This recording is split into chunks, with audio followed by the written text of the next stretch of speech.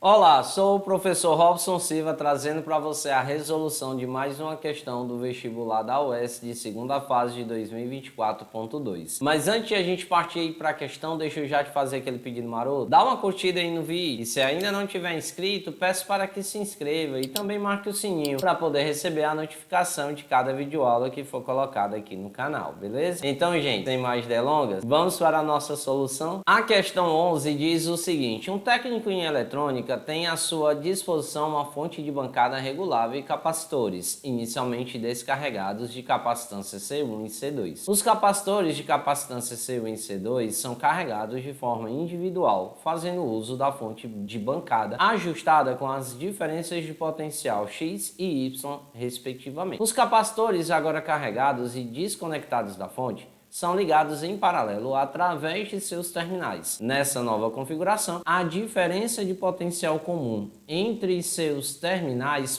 passa a ser Z. Sendo assim, a razão entre C1 e C2, expressa em termos de X, Y e Z, é dada por. Então, inicialmente, o que a gente deve observar é exatamente o fato seguinte, que os capacitores são ligados em paralelo através de seus terminais. Ou seja, se a gente está falando de uma associação de capacitores em paralelo, é importante a gente frisar o seguinte, que a capacitância equivalente na associação em paralelo é exatamente a soma dos capacitores, ou seja, C1 mais C2. Só que quando a gente fala em capacitância equivalente, também é importante frisar o seguinte, que a quantidade de carga total ela é dada exatamente por quem? Pela capacitância equivalente multiplicado pela DDP total. Só que aqui na equação a gente observa que tem capacitância equivalente, o que isso significa? Que nós vamos isolar aqui exatamente a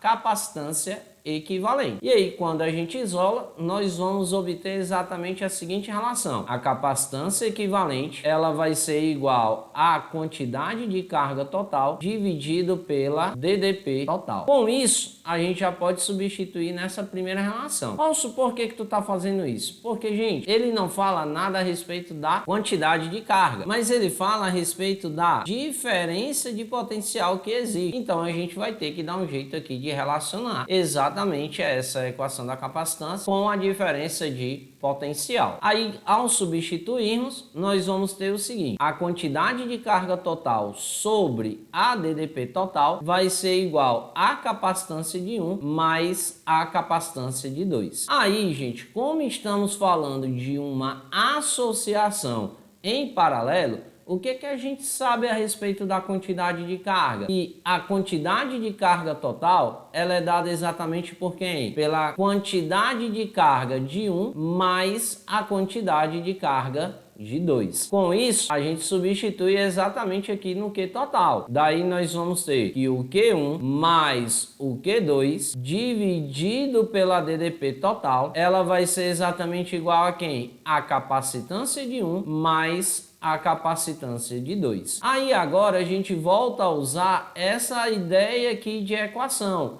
Quantidade de carga é a capacitância vezes a DDP. Só que a gente vai fazer isso para 1 e a gente vai fazer isso para 2. Então nós vamos obter o seguinte: a capacitância de 1 vezes a DDP de 1 mais a capacitância de 2 vezes a DDP de 2. Tudo isso dividido pela DDP total. É igual a quem? A capacitância de 1 mais a capacitância de 2. Aí na questão, gente, ele falou que a DDP do primeiro, ó, tá aqui o capacitor. Aí ele fala de forma respectiva, o primeiro, que é o C1, está associado a X. Ou seja, no lugar da DDP1 aqui, nós vamos colocar o X. Já ele fala também que a capacitância C2 está associado ao Y. Então, no lugar do U2, nós vamos colocar exatamente o Y. E ele menciona que a diferença de potencial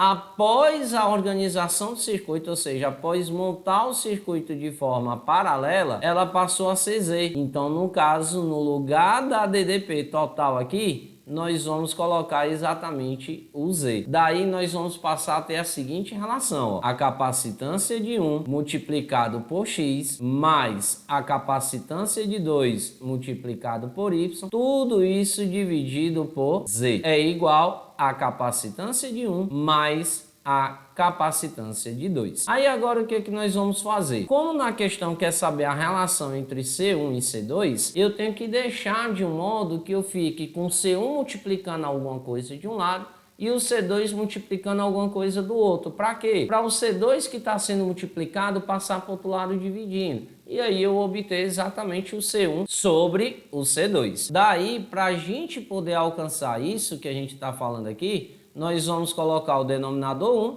1 e nós vamos fazer exatamente a multiplicação em tom cruz. Aí nós vamos ter então C1 multiplicado por x vezes 1, que dá o próprio C1x, mais o C2y multiplicado por 1, que dá o C2y. Vai ser igual a quem? Ao z multiplicado por C1, então C1 vezes z, mais o z multiplicado por C2, que vai ficar então C2 multiplicado por z. Aí agora, para a gente poder construir o que a gente deseja, a gente vai passar o C1z para o lado esquerdo, para ficar só o C1 de um lado, e o C2y nós vamos passar para o lado direito, para deixar só o C2 do lado direito. E aí nós vamos obter o seguinte: C1x menos C1 vezes z vai ser igual ao C2z, que já tem, menos o C2y. Aí agora a gente coloca o C1 em evidência. Aí nós vamos ter, ó, C1 que multiplica, abre parênteses, x menos z, porque C1 em cada um cancelaria, sobraria apenas o x menos z, igual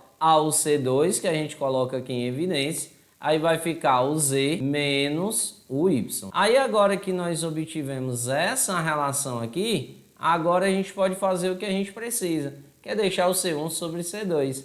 Aí o C2 que está aqui multiplicando, ele vai passar exatamente para o outro lado dividindo, e o x menos z que está aqui multiplicando vai passar para o outro lado dividindo. Daí nós vamos obter o seguinte: C1 dividido por C2 vai ser igual a z menos y dividido por x menos z. Aí agora a gente olha lá para os itens. Quando a gente olha para os itens, o único item que tem z e y no numerador e x e z no denominador é exatamente o que está aqui, ó, no item A. Mas o está diferente. Aqui está y menos z e z menos x. E agora? E aqui não tá desse jeito. Aí, pessoal, a gente pode fazer o quê? Multiplicar em cima e embaixo por menos 1. Aí, troca o sinal de todo mundo. Aí nós vamos obter que C1 sobre C2, ele vai ser igual a menos z mais y dividido por x vezes menos 1, que dá menos x, menos z vezes menos 1 dá mais z. Aí agora a gente vai só organizar, deixar o positivo no início e o negativo no final.